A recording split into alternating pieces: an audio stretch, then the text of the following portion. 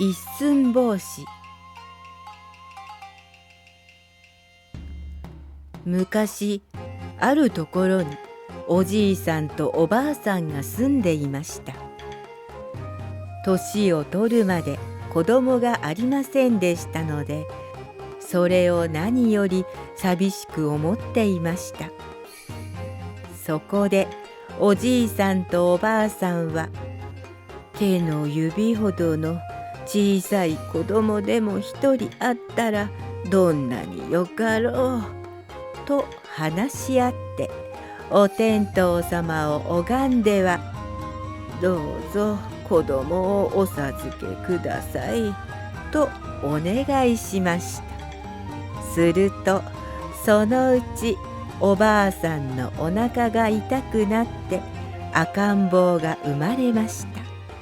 けれどもそれは小さい小さい男の子で、体の大きさが手の親指くらいしかありません。おじいさんとおばあさんは驚きましたが、これもお天道様のおぼし飯であろうと考えて、一寸法師という名前をつけて可愛がって育てました。ところが一寸法師は5つになっても7つになっても大きくなりません。12、13歳になった頃には舞も前、歌も上手に歌えるようになりましたが、体は相変わらず小さくて、家の手伝いは何もできません。おじいさんとおばあさんはがっかりし、村の子供たちはちびちびと言ってバカにするようになりました。そこである日のこと、一寸法師はおじいさんとおばあさんに向かって、私は都に行って一働きしてこようと思います。しばらくのおいとまをください。と言いました。おじいさんとおばあさんは悲しがりましたが、うちにおいても人にバカにされるだけです。そこで一寸法師の願いを許してやることにしました。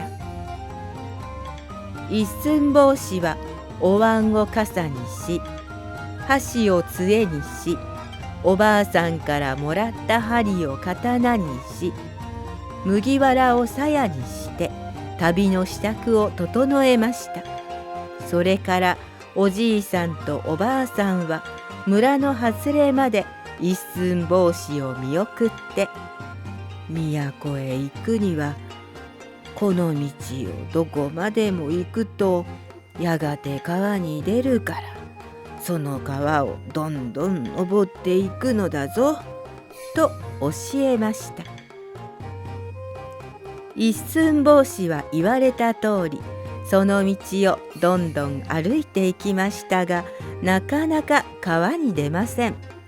ずいぶん行ったところ、向こうからアリが一匹やってきたので、都に登る川はどこです?と聞きますと、アリはタンポポ横丁つくしの外れと教えてくれました。そこでタンポポの間の道を長い間歩いてから、広い広いつくしの野原を出外れますと、なるほど、大きな川が満々と流れていました。一寸法師はその大きな川にお椀を浮かべ、箸を貝にすると川上目指して力いっぱい漕ぎ上がっていきました。そのうち夜になったので、足の間に船をつけて、その中で丸くなって休みました。さて次の日も朝早くから漕ぎ登り、またその次の日も漕ぎ登るうち、やがて川の岸には家が並び始め、一寸法師の船はいくつもの橋を次々に潜り抜けました。いよいよ都に着いたなと一寸法師は思って、ある大きな橋のたもとに船をつけ、土手を登りました。都には人のいることいること、一寸法師の周りをたくさんの足が右や左に動いていきます。一寸法師は踏みつぶされては大変と気をつけながらあちこちと見て回ってから、だんだん人通りの少ない方に歩いていきました。すると大きな屋敷の前に出ました。これは立派なお屋敷だ。ここなら私にできる仕事が何かあるに違いない。一寸法師はこう考えて、門をくぐり庭を通り抜け、御殿の階段の下に立つと声を張り上げて「お頼みます!」と言いました。すると奥からひげを生やした人が出てきて、辺りを見回し不思議そうに「いやや、声がしたのに誰もおらぬ」と言いました。そこで一寸法師は急いで「ここにおります。下駄の陰におります。踏みつけぬようお気をつけください」と叫びました。その人が下駄の下を覗くと、そこに旅の支度も海外しい一寸法師が立っていました。その人は驚いて一寸法師をつまみ上げ「お前のようなものが何用あってここに来たのか」と聞きました。一寸法師が都に出てきたわけを話しますと、その人は笑って「お前のような小さいものに何ができようか」と言いました。ではごめんというなり、一寸法師は針の刀を引き抜いて飛んでいたハエをうすりと刺してみせました。次にはその人の扇の上で舞を一刺し舞いました。一寸法師が舞い終わると、周りからどっと拍手の音が起こりました。お屋敷中の人たちが出てきて、一寸法師の舞を見物していたのです。一寸法師の訪ねた家は、都で名高い大臣のお屋敷でした。一寸法師はそこで働くことになりました。一寸法師はみんなから可愛がられましたが、中でも一番一寸法師を気に入ったのは大臣のお姫様でした。姫が手習いをするとき、髪を押さえるのは一寸法師の役目でした。姫がすごろくをするとき、サイコロを揃えるのも一寸法師の役目でした。こうして一寸法師がまめまめしく働くうちに何年か経ちました。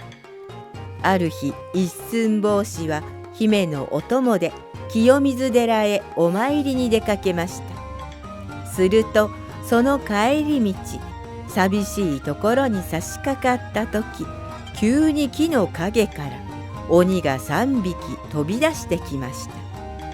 1匹は青鬼、1匹は黒鬼、もう1匹は赤鬼でした。青鬼と黒鬼は太い金棒を持ち、赤鬼は打ち出の小槌を握っていました。3匹は両手を広げて立ちふさがり、今日こそはこの姫をさらっていこうぞとわめきました。そこで一寸法師は鬼の前に躍り出て、そうはさせぬぞ、一寸法師ここにありと叫びました。そしてひらり飛び上がると、青鬼の目を針の刀でチクリザクリ。青鬼は真っ青になり、金棒を捨てて逃げ出しました。そこで今度は黒鬼めがけてチクリザクリ。黒鬼も真っ黒になって逃げ出しました。これを見ると赤鬼は火のようになって大口を開けて飛びかかってきましたので、待っていましたと一寸法師、その口に飛び込んでチクリザクリチクリザクリ。痛い、苦しい小さなと赤鬼は叫びました。そこで一寸法師が鬼の口から飛び出すと、鬼は小槌を投げ捨てて後も見ないで逃げていきました。姫も木の陰から駆け出してきて一寸法師の無事を喜びました。一寸法師が打ち出の小槌を姫に見せて、姫様、これが鬼の宝物、打ち出の小槌でございます。これを振ればどんな願いも叶うと言われております。早速振ってごらんください。